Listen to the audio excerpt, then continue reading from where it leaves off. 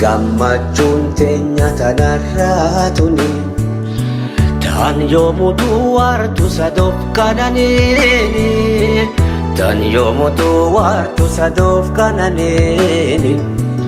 guyyaanarraa kunis guyyaanaa fi'ati itti waliif seennu irbuu jaalalaati jaalalti teenya daraartee halaaliftu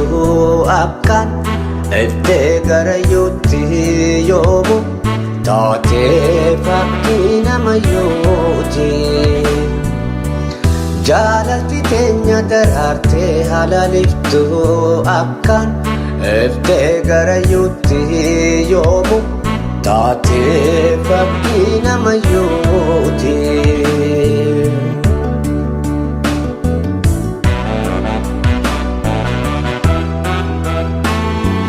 yaa kifayaa tooyoo sin harkini jaan shorarkaawaa akkuma daa'imaa kunoo imimmaan koo narraa garroobaa halka narraa fisu sin yaada ta'ee kophaa halka narraa fisu sin yaada ta'ee kophaa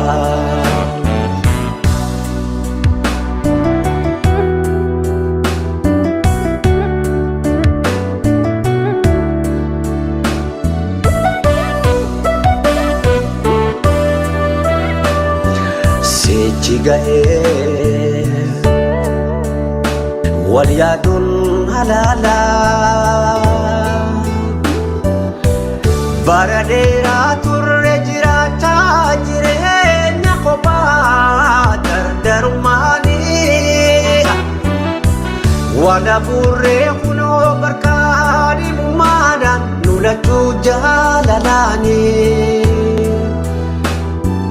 yaa kifayaa tokkonoo arra guyyaan kan waliin jenne kunoo arra guyyaan arra gahee kan waliin eeggachaadhaa turre obsaanii yaa kifayaa tokkonoo arra guyyaan kan waliin jenne kunoo arra guyyaan arra gahee kan waliin eeggachaadhaa turre obsaanii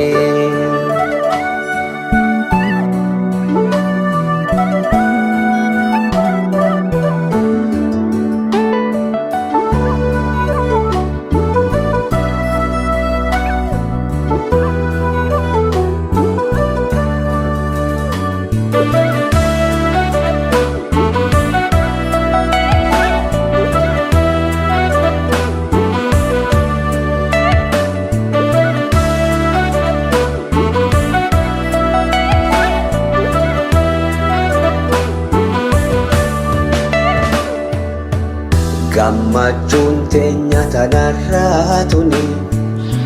tan yoomuu duwwaartu sadoof kananiini tan yoomuu duwwaartu sadoof kananiini guyyaanarraa kunis guyyaanaa fi'ati itti waliif seennu irbuu jaalalaati jaalalti teenya daraartee halaaliftu akkaan iftee garayyuutti yoomu taatee fakkii namayyuuti jaalalti teenya daraartee halaaliftu akkaan iftee garayyuutti yoomu taatee fakkii namayyuuti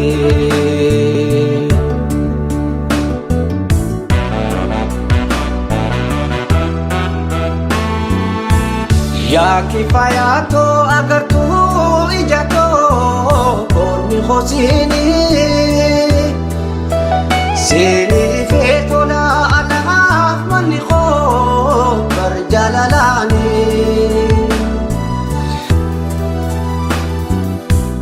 fudhu boraa faadhu onneetu siin kunuunsaanii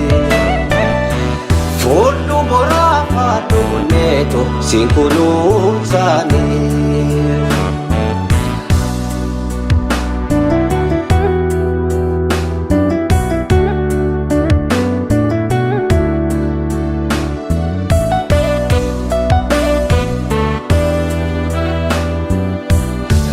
Mamini dagalee jiruuto haa hubatu namuu jaalalti dhugaadha maal akka taate haadhi firaa fi hiriyoota ollaatiin kan utubamte. Yaa kifayaa kunoo arra guyyaan kan waliin jalne kunoo arra guyyaan arra gahee kan waliin gallu nu lachuu mana tokkotti. Yaa kifayaa kunoo arra guyyaan kan waliin jalne kunoo arra guyyaan eebbifamne kan waliin gallu nu lachuu mana tokkotti. Yaa kifayaa